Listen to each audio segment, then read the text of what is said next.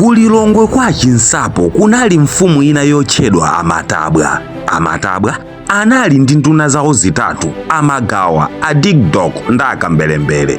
Ndipo mwa nduna zimenezi munali nduna imodzi yachinyengo ya ulesi komanso yosokoneza kwambiri, koma Amatabwa sankadziwa mwa atatuwa kuti ndi iti nduna yake yosokoneza ipa atatupo. Choncho tsiku lina amfumu Amatabwa anabwera ndi plan. Tsiku lina anatenga matumba opanda kanthu atatu ndi kuzipasa nduna zawo zitatu zija ndi kuziuza kuti ndikufuna ndikutumeni nonsenu ku nkhalango zosiyanasiyana, mukabwereko kumeneko ndi zipasonso zosiyanasiyana m'matumbamo. Choncho ndikufuna ndione nonsenu mutadzadzisa matumba amene wawa basi, kenako muzikabwerera.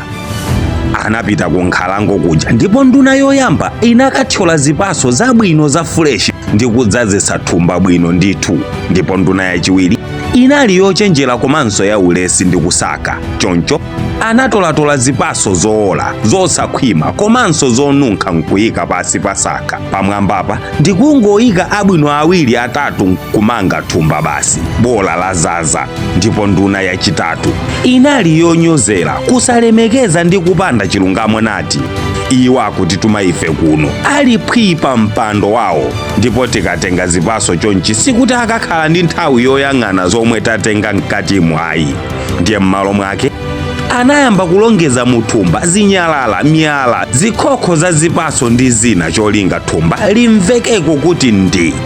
Pakutha kwa siku onse anatengana nkubwerera ku palesi atanyamula matumbawo. Amfumu sanavutike ndi kuyang'anadi m'matumbamo kuti munali chani, koma m'malo mwake anangotuma magadi kuti amangeni onsewa.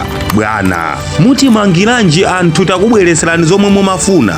Zinateno nduna zija pofunsa, koma nanga kufunsako kukanathandizanji amfumu atalamula ndati amangeni amene wawa ndipo muwatsekere kwa 30 days kuphatikizapo aliyense mumpase thumba la zipaso wabweresazo mchitolokosimo azidya kwa masiku 30 amenewo osawapasa chokudya china chilichonse. Inatero mfumu poonjezera. Nduna yoyamba Amagawa omwe anachita chilungamo pothyola zipaso za fresh zokhwima bwino zomwe amfumu ankafuna, anakwanisa kukhala musero mokondwa akudya zipaso zakasinthasintha kwa masiku onsewo. Nduna yachiwiri Adigdok ija inatolera zipaso zosalongosoka zoola za mphusi, imadyabe zomwezo, ndipo pokutha kwa masiku 30 inatuluka musero itaonderatu ndipo inadwalika, matenda atamutengesa ndi zoola zake ankadya zija.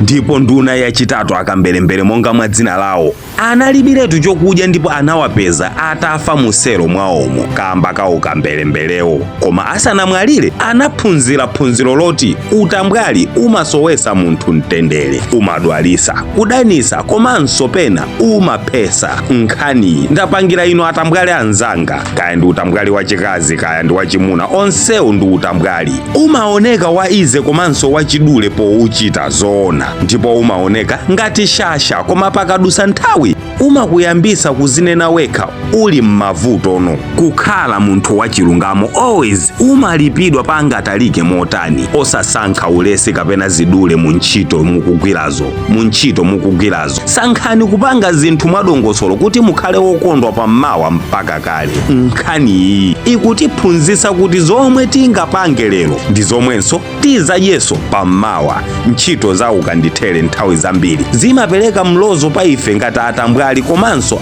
anthu osakhulupirira. Muli pa ntchito nkumakulira mtima bwana wanu amene aja aliphepa mpando ine kuno thukuta, dziwani umenewo ndiye moyowo. Mulungu anakweza ena mu ulemerero, ena nkuwatsisa, ndipo nzosavuta kwa bwana anuwo kupanga replace inuyo ndi munthu wina, koma inuyo si ize kuti muipezeso ntchito ina. Ine mamuna sanganditere ndimabweza kuyiwala kuti munachita kufunsiridwa. Mulungu amakweza ena nkuwasisaso ena mu mphamvu, kuyiwala kuti amuna anuwo athanso kupeza akazi enanso angapo onse nkuwakwatira, koma inu nkuthazaka mukudikirira oti adzakufunsireni pamapeto pake poti muli ofunisisa banja. Olo atabwera mamuna ali bi mmano toothbrush anadusa tsiku lomwe amatuluka ku jando, inu khosi gonekere nkumakapirirabe zonsezo kamba kuti munalibe chilungamo pachiyambipo. Zidule ndi kugwira ntchito zoti mmawa mudzadyerere. Ndine Dean Studios, osayiwala kuwauza uza aneba ndi abale za peji iyi kuti nawonso uthengawu uziwafika mosavuta. Chomaliza, pangani komenti maganizo anu poti nane ndimaphunzira kudzera mwa anthunu, komanso pangani share nkhani iyi ya mfumu Amatabwa.